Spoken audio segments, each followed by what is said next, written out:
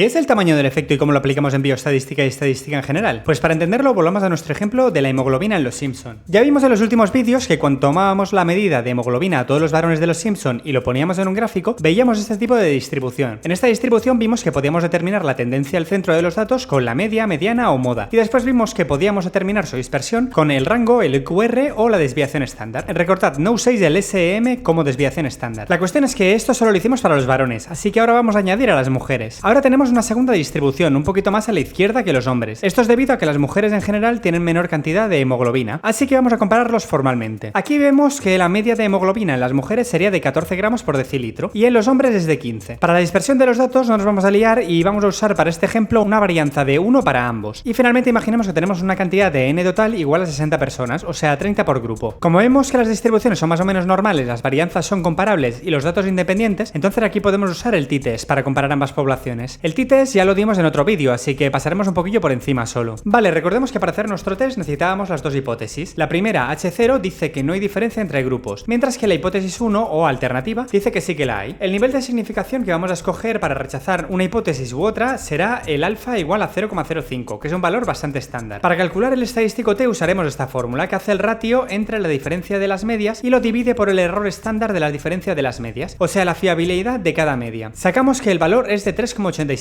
Estupendo, así que ahora vamos a ver dónde cae este valor en nuestra distribución t de Student bajo la hipótesis nula. Con estos grados de libertad, que son 6 menos 2, o sea 58, nuestra distribución tendrá esta forma, y los valores límites para rechazar la hipótesis nula son menos 2 y 2. O sea, nos quedaremos con la hipótesis nula solo si el valor del estadístico t está entre menos 2 o 2, y la rechazaremos si está fuera de estos valores. Como nuestra t es de 3,8, vamos a rechazar la hipótesis nula, por lo tanto hay diferencia significativa entre hombres y mujeres. Aquí vamos a pararnos un segundo en los grados de libertad y cómo influyen en esta decisión. Cuando tenemos 58 grados de libertad tenemos esta forma de distribución. Sin embargo, si hubiéramos tenido 2 grados de libertad, esto hubiera cambiado la forma de la curva. Y esto no es trivial, porque esto cambiaría el valor límite para rechazar la hipótesis alternativa. A 58 grados de libertad esta es más o menos 2 y a 2 grados de libertad es de 4,3. Por lo tanto no podremos rechazar la hipótesis nula en este caso, porque 3,8 está por debajo de 4,3. Así que vemos que la n para la decisión de la hipótesis es muy importante. Sin embargo, hoy vamos a hablar de algo que es más o menos independiente de la n, y esto estará basado en la diferencia de las medias y en la varianza de los grupos que analicemos. Esto es el efecto de la muestra. En pocas palabras, lo fuerte que es esta diferencia entre grupos. Vamos a ver el efecto con este ejemplo. Imaginad que hemos cogido diferentes poblaciones y analizado la hemoglobina entre hombres y mujeres. Por ejemplo, en 3 países diferentes muy alejados entre ellos. Vemos que en el primer país la diferencia de medias entre poblaciones es grandecita. Hay 2 gramos por decilitro de diferencia entre hombres y mujeres. Si miramos la varianza de cada grupo, vemos que son bastante comparables y pequeñas, de alrededor 0,1. Esto ya nos dice que son distribuciones muy bien separadas y que varían muy poco. En el segundo país vemos una diferencia menor, de 1 gramo por decilitro, y unos datos un poco más ruidosos, con una varianza de entre 0,25 y 0,3. Bueno, se siguen viendo separadillos, pero no es tan claro como el primer ejemplo. Finalmente vemos en el tercer país que la diferencia es igual que en el segundo país, o sea de 1 gramo por decilitro, pero los datos son mucho más ruidosos, tienen varianzas de entre 0,9 y 0,95. Esto también lo podemos ver de esta manera. La diferencia de medias podríamos decir que es la señal que queremos medir. Cuanto más grande sea la diferencia, más señal, y la varianza es el ruido. Cuanto más varianza, más ruidosa será la señal. Así que conceptualmente el efecto es el ratio entre la señal y el ruido. Cuanto más señal tengamos, más efecto, y cuanto menor sea el ruido, también más efecto. Pero si el ruido es muy grande, esto disminuirá el efecto. Sin embargo, hay diferentes tipos de métricas para calcular el efecto. Hoy veremos unas cuantas. Estas dependen del tipo de test que usemos. Por ejemplo, para el t-test los efectos que se suelen usar son estos tres: la D de Cohen, el delta Glass y la G de Edge. La E de Cohen se calcularía usando este bicho. Muchos numeritos y letras, pero vamos a ver que no es nada complejo. Recordemos que el efecto es la señal dividido por el ruido. Vale, pues eso, en la parte de abajo vemos todos estos números y letras, pero que básicamente se puede reducir a la suma de cuadrados de ambos grupos dividido por los grados de libertad, y todo esto en raíz cuadrada, o lo que sería lo mismo la media ponderada de las desviaciones estándar de cada grupo. Así que al final nos quedaríamos con esta ecuación, donde arriba está la diferencia entre grupos y abajo la desviación estándar ponderada de los grupos. Calculamos las Ds y nos da un valor de 5,9 para el país 1, 1,9 para el país 2 y 1,08 para el país 3. Así que el país 1 es el que tiene más señal y menos ruido, por lo tanto el que tiene más efecto. El cálculo con la D de Cohen no pide muchos requisitos, pero sí que es necesario que las varianzas sean más o menos similares. En el caso que las varianzas sean muy diferentes, una métrica que podemos usar es el delta de Glass. Esta métrica se usa también cuando tenemos un grupo control y lo comparamos, por ejemplo, con enfermos. Por ejemplo, aquí en azul tenemos el pico control y en rosa ahora será un grupo de, por ejemplo, anémicos. La idea principal de Glass es que ahora no usaremos la media ponderada de ambos grupos, sino solo la del control. De esta manera estamos asumiendo que el grupo de anémicos tiene el mismo ruido que los controles. Hay que tener un poquito de cuidado con esta métrica por ese motivo. Así que hacemos el cálculo con diferencia de medias de 2 y varianza de 0,32 y sacamos que el delta es de 6,25, o sea, más efecto que usando las D de Cohen. Finalmente, la otra medida para los t-test es la G de Edge. La idea de esta medida es que Cohen es muy optimista y nos da valores un poco altos cuando tienes pocas medidas, o sea, poca n. Por norma general, esta fórmula es preferible cuando la n está por debajo de 20 individuos. La cosa es que Hedge aplicará una corrección para que no nos flipemos tanto. Esta sería la fórmula: G es igual a D de Cohen por J, que es el factor de corrección. Esta corrección tampoco entraremos en detalles, pero tiene esta forma, usando los grados de libertad, o sea, n-2. Sin embargo, el origen de esta corrección es cosa de estadísticos locos, así que tampoco le vamos a dar más bola. Total, que hacemos el cálculo y vemos que la G es de 5,65, que naturalmente está por debajo de la D que hemos calculado antes, que era 5,9. Es un pelín más pequeño que la G, pero igualmente el efecto es muy grande. Solo como detalle, históricamente en psicometría se consideraba que un valor de 0,2 era un efecto bajo, 0,5 medio y 0,8 alto. Sin embargo, esto no es del todo así. 0,2 puede ser un efectazo, por ejemplo en el contexto de subida de temperatura global en la atmósfera. El efecto depende siempre del contexto. Vale, pues esto que acabamos de ver era el efecto solamente para el t-test. Pero ¿qué pasa con las otras comparaciones? Como por ejemplo la ANOVA o las correlaciones. Y además, ¿qué pasa si mi test no es paramétrico, como si usamos Mann-Whitney o Kruskal-Wallis? Pues para cada uno de estos tests hay varias medidas del efecto, como en ANOVA las etas y omegas, en correlación el coeficiente de Pearson o Spearman, en modelos lineales el R cuadrado o las betas, en logísticos los odds ratio o los pseudo R cuadrado, o en contingencia los phi y los Kramers. Para los no paramétricos también tendremos otros, como la R, el delta de Cliff y el rank biserial correlation. Vamos a echar un vistazo a estas medidas de efecto. Primero veamos el efecto en ANOVA. Esto recordemos que es un test paramétrico para más de dos grupos con uno o más factores y que el estadístico que se usa es el F. Este F se calcula con la media de la suma de cuadrados entre grupos dividido por la media de suma de cuadrados intragrupo. Vamos a ver un poquillo mejor qué es la señal y el ruido aquí. La media de suma de cuadrados entre grupos viene a explicarnos con la varianza cuánta diferencia hay entre las medias de los grupos. O sea, si mis grupos están mucho o poco separados. La media de la suma de cuadrados intragrupo viene a decirnos que cuánta varianza tiene cada uno de estos grupos. Recordemos que el test ANOVA viene a decirnos si por lo menos hay uno de estos grupos que es diferente. No nos dice cuál es, solo si al menos uno lo es. Antes de entrar en el efecto, recordemos del cálculo de la F. El MS intragrupos será la suma de cuadrados de cada grupo dividido por los grados de libertad, que es la n menos el número de grupos. O sea, sumamos la variabilidad de cada distribución y la dividimos por los grados de libertad, que en este caso es n menos 3 grupos. La MS entre grupos será la suma de cuadrados de las medias de cada grupo. O sea, en este caso, respecto a una media global. Y este lo dividiremos entre n grupos, que son 3 menos 1, o sea 2. De esta manera sacamos el estadístico F, lo comparamos con su distribución y podremos sacar el p-value. Para el efecto, que es más o menos independiente, lo que usaremos no será la MS, sino la suma de cuadrados siguiendo esta idea. La suma de cuadrados totales es igual a la suma de cuadrados entre grupos más la suma de cuadrados intragrupos, y con esto ya podemos sacar nuestros efectos. Comencemos por eta cuadrado. Este se usa principalmente para one-way ANOVA, o sea, de un factor. La idea es que eta cuadrado es el ratio entre la suma de cuadrados entre grupos divididos por la suma de cuadrados total. Esto nos dará un porcentaje, o bueno, un valor entre 0 y 1, que es lo mismo. Esto nos dirá qué porcentaje de varianza explica la variable, y cuanto más cerca de 1 esté, mayor será el efecto. Después tenemos eta cuadrado parcial. Esta se usa más bien en otros contextos, como en la two-way ANOVA, o sea, con dos o incluso más factores o cuando tenemos medidas repetidas. Los vídeos de estos test están también subidos en el canal. Aquí la idea es que ahora los cuadrados totales serán la suma de los cuadrados de más factores. En este caso, para dos factores sería SS total es igual a SS del factor A más SS del factor B más SS de la interacción A y B, y SS intragrupo. Por ejemplo, en el contexto de medidas de hemoglobina, el factor A podría ser el tratamiento que se está usando y el factor B el sexo. Aquí la eta parcial se calculará solo usando la suma de cuadrados del factor que nos interese dividido por la suma del factor de interés más la SS intragrupo. Así que al final tendremos tres etas cuadradas parciales, una para el factor tratamiento, otra para el factor sexo y otra para la interacción. Este también es un valor que va entre 0 y 1, y lo mismo, cuanto más cerca de 1 más efecto. La siguiente medida es omega cuadrado. Este es un efecto que se usa en one-way ANOVA sobre todo, y es menos flipado que las etas, un poco como el Hedge del t-test. La fórmula es un pelín más compleja, porque aquí sí que entran grados de libertad y la media de suma de cuadrados. Sin embargo, la idea principal es esta, que la omega es más pequeña que la eta. Es un valor más cauto y por eso se suele utilizar más que la eta cuando se comparan estudios en metaanálisis. Finalmente, la F de Cohen es una especie de escalado de las etas, donde simplemente haremos la raíz cuadrada de la eta dividido por 1 menos eta. La idea es aproximarlo a valores típicos que vemos con la D de Cohen. Vale, siguiente test y siguientes efectos. Vamos a ver qué pasa con las correlaciones. Imaginemos que tenemos estos datos, la hemoglobina respecto a los días de tratamiento, pues por ejemplo para una anemia. Ahora bien, como el efecto sirve para comparar, vamos a usar otros datos de otro grupo que usa un tratamiento distinto. Así a ojo vemos que el tratamiento 1 es más efectivo que el 2, porque aumenta la hemoglobina en menos días. Los análisis de correlación ya los vimos en otros vídeos y vimos los coeficientes de Pearson para datos lineales, Spearman para datos no muy lineales y Kendall para datos menos lineales todavía. Así que en esto no entraremos hoy. Aquí pasaremos rápido porque el efecto efecto es el propio coeficiente de correlación. Así que veamos simplemente uno de ellos, la R de Pearson. Recordemos que la R de Pearson se calculaba dividiendo la covarianza por el producto de la desviación estándar en ambos ejes. Solo para recordar la covarianza, esta es la suma del producto de las diferencias entre los puntos y su media en ambos ejes, y dividido por los grados de libertad. ¿Pero qué nos decía la R? Pues bien, que si R es negativa, la relación va hacia abajo, o sea, más tratamiento menos hemoglobina. Si es cero, la hemoglobina no cambia con el tiempo, y si es positiva, la hemoglobina aumenta con el tiempo. Y la idea es que a más cerca de menos 1 o más cerca de 1, mayor efecto. Aquí también podremos usar otra métrica que es el R cuadrado, o sea, simplemente el cuadrado de la R de Pearson. Esta ya nos dice qué porcentaje de varianza explica el modelo. Y lo mismo, cuanto más cerca de 1, mejor. Por ejemplo, si tenemos un R cuadrado de 0,5, esto significa que el modelo explica el 50% de la varianza, así que ni tan mal. Así que, vale, veamos que nos dan nuestros tratamientos. Vemos que el tratamiento 1 tiene una correlación de 0,8 y una R cuadrada de 0,64, mientras que el tratamiento 2 tiene una R de 0,6 y un R cuadrado de 0,36, lo que significa que el tratamiento 1 tiene más efecto que el tratamiento 2. Vale, pasemos al siguiente método. Vamos a ver las relaciones lineales. Otra cosa que también vimos en otro vídeo. Aquí vamos a suponer que hemos hecho este modelo lineal donde la hemoglobina es proporcional al tratamiento. Esto matemáticamente lo describiremos con la ecuación de la recta y es igual a x más b más error, o lo que es lo mismo, hemoglobina es igual a hemoglobina día 0 de tratamiento más días de tratamiento por la pendiente de la recta más el error. Aquí el efecto que podemos usar puede ser alguno de estos: la R cuadrada ajustada, la beta, que es la pendiente, o la f cuadrada de Cohen. La R cuadrada se basa, como vimos antes, en esta relación, donde SS totales es igual a SS del modelo más SS del error. La SS del modelo es la suma de cuadrados de la diferencia entre el valor predicho por el modelo y la media, mientras que el SS total es lo mismo, pero usando los datos reales, no los del modelo. Así que de esta manera podemos conocer cuál es la SS del error. Así que el R cuadrado será 1 menos el SS del error, o sea, lo que no puede explicar el modelo dividido por el SS total. Esto, como ya hemos visto antes, es un porcentaje y va de 0 a 1, donde cuanto más cerca de 1, más efecto. Siguiente, la R cuadrada. Esta se usa cuando hay más predictores. Por ejemplo, podemos añadir más predictores, como por ejemplo la hemoglobina está relacionada con el tratamiento, la edad, la altura, el peso, etc. Aquí lo que haremos será corregir el R cuadrado por el número de predictores que estamos usando. O sea, la R ajustada será más pequeñita conforme más predictores usemos. La siguiente medida es el f cuadrado de Cohen. Esta medida lo que hará será ver el efecto que tienen los predictores dentro del modelo. Por ejemplo, imaginemos un modelo con dos predictores, edad y días de tratamiento. La f cuadrado la calcularemos mirando la R cuadrado con el factor que queríamos y sin él. De esta manera podemos determinar si la f es 0, significa que el factor no aporta nada al modelo, mientras cuanto más grande sea, más aporta al modelo. Finalmente, de la beta hay poco que decir. Igual que con la R en correlaciones, cuanto más grande mejor. Y si es negativa, la relación va hacia abajo; si es 0, la relación es nula; y si es positiva, la relación va hacia arriba. Estupendo. Next. Efectos de modelos binomiales. Aquí vamos a cambiar un poquillo las variables. Vamos a ver si un tratamiento hace que mejore o no la anemia en función de las dosis administradas. El efecto es binomial, lo que quiere decir que es un sí o un no. O numéricamente 0 para que no tiene efecto, o sea, no mejora, y 1 de que sí mejora. Aquí vemos que el tratamiento parece mejor, porque a menos dosis aumenta la probabilidad de que mejore el paciente. Así que aquí estaremos trabajando con probabilidades. De nuevo, el vídeo de los modelos binomiales también está colgado. Aquí veremos diferentes métricas de efecto, como los odds ratios, el logaritmo de esto, las diferentes pseudo R cuadradas y el AUC. Bueno, el AUC lo mencionaremos, pero haremos otro vídeo exclusivamente para esto. Para el odds ratio necesitaremos escoger una X, es decir, un punto en el tratamiento, tipo 20 miligramos por kilogramo por día. De esto sacaremos las odds, o sea, el ratio de que ocurra el evento dividido por que no ocurra, o lo que es lo mismo, que el paciente mejore dividido por la probabilidad de que no lo haga. El odds ratio será la comparación de esto entre los dos tratamientos, o sea, el odds del tratamiento 1 dividido por el odds del tratamiento 2. En este caso, si la probabilidad de que ocurra el evento con, por ejemplo, 20 de tratamiento, tendríamos que la probabilidad de mejorar con el tratamiento 1 es de 0,8, o sea, 80%, y de hacerlo con el 2 es de 0,2, o sea, 20%. Hacemos la fórmula y tenemos un odds ratio de 16, o sea que mejorar con el tratamiento 1 tiene 16 veces más odds que el tratamiento 2. Aquí la idea es la siguiente: si el odds ratio es 1, entonces ambos tratamientos son iguales. Si el odds ratio o OR es superior a 1, entonces el tratamiento 1 es más efectivo, y si el OR es inferior a 1, entonces el tratamiento 2 es más efectivo. Trabajar con esta escala puede ser un poquillo follón, porque sí que cuando el tratamiento 1 es mejor, veremos aumento de 1 hacia el infinito. Pero si el tratamiento 2 es más efectivo, entonces los resultados irán de 1 hasta 0. Para simplificarlo, lo que haremos será aplicarle el logaritmo a este valor. De esta manera linearizaremos los resultados. Ahora, si OR es 1, entonces el log OR es 0. Si el OR es superior a 1, el log OR es superior a 0. Y si el OR es inferior a 1, entonces el log OR será negativo. Así más sencillo y más intuitivo. Siguiente medida, el pseudo R cuadrado, o más bien los pseudo R cuadrados. De estos hay varios tipos, como Nagelkerke o McFadden. Esta métrica sigue más o menos la misma idea que la R cuadrado de los modelos lineales. Sin embargo, el cálculo es diferente, ya que usamos la verosimilitud, y al final los resultados que obtenemos son mucho más bajos que los de R cuadrado, normalmente entre 0,1 y 0,5. 0,5 con casi cualquiera de estas métricas métricas ya es un resultado muy bueno. No entraremos en esto porque ya lo dimos. Y en cuanto al AUC,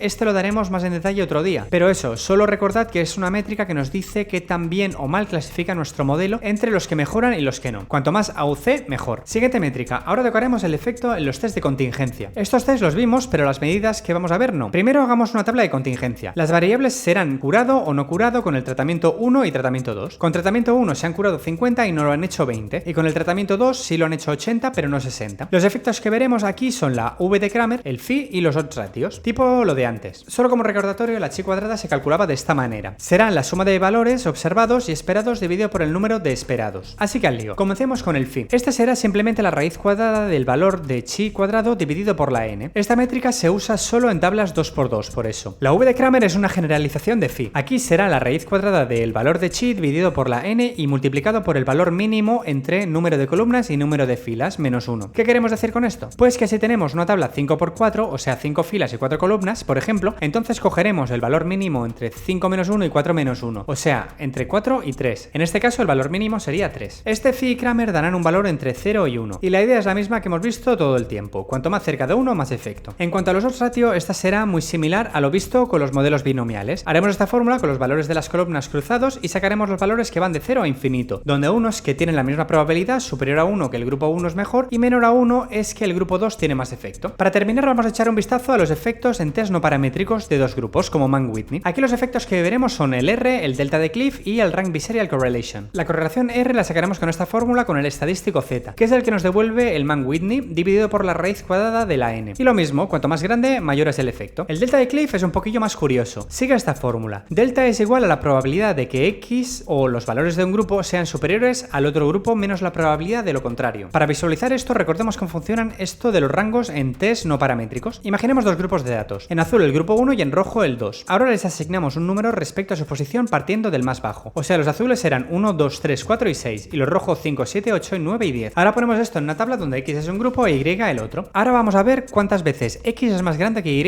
y al revés. Cuántas veces Y es más grande que X. Y esto lo pasaremos a probabilidad. O sea, veces que el grupo es más grande que el total de test que hemos hecho. Para la primera parte será 1 entre 25 y para la segunda 24 entre 25. Esto nos da un resultado de delta menos 0,92 y al ser negativo lo que nos dice es que el grupo 2 domina sobre el 1 y 0,92 representa el efecto. Ahora pasemos a la última métrica, el rank biserial correlation. Aquí simplemente usaremos esta fórmula donde el rank biserial será 2 por el número de veces que X es más grande que Y dividido por el producto de la n de cada grupo. Esto nos da exactamente el mismo valor que el delta de Cliff y la misma interpretación. Así que eso, hemos visto un montón de efectos, pero ¿para qué sirven? Pues bueno, en estadística no nos podemos quedar solamente con el p-value. El p-value solo nos dice lo raro que sería este efecto si fuera debido al azar. Sin embargo, el p-value puede cambiar mucho entre estudios y es bastante manipulable por la n. Esto lo veremos cuando hablemos un poquito de potencia y de p-hacking. Por otra parte, el efecto nos dice qué tan fuerte es la diferencia que estamos viendo. Nótese que aunque no se estila mucho, siempre hay que reportar el efecto. La cosa es que el efecto, aunque depende de las poblaciones y de un montón de variables, suele ser bastante estable. Y por eso es una métrica que se usa sobre todo para comparar estudios, por ejemplo en metaanálisis. Así que, ¿qué sacamos de todo esto? Pues que hay chorrocientos tipos de efectos, que el efecto, aunque le afecte la n, es mucho menos sensible que el p-value y que nos puede ayudar a comparar estudios. Ah, y también para algo que veremos la próxima vez, que es para calcular la n necesaria para hacer un experimento y por lo tanto para saber cuántas pelas nos vamos a tener que dejar. Y eso ha sido más o menos qué es el tamaño del efecto y cómo lo usamos en bioestadística y estadística en general.